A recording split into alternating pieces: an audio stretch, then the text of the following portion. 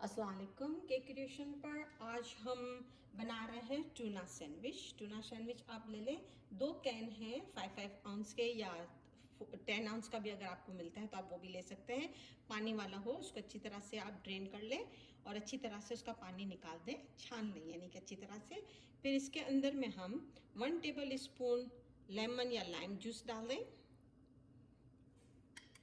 1/4 teaspoon नमक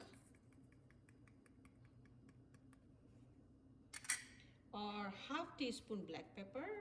अगर आप ब्लैक पेपर ज़्यादा पसंद नहीं करते तो इससे कम भी डाल सकते हैं।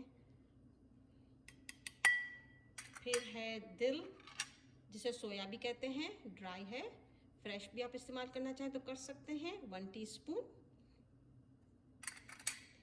फिर ये है पिकल्स, 1/4 कप, इसको बारीक बारीक आप काट लें। और मेयोनीज है 1/2 कप। इन सबको हम इसमें डालेंगे पहले।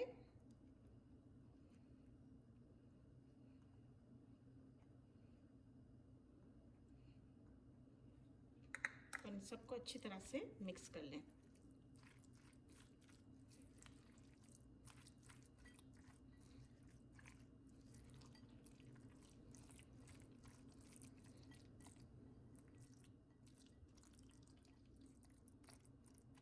अच्छा, फ्राई पैन को लो पे आप गरम करने के लिए रख दें जब तक ये मिक्स हम कर रहे हैं।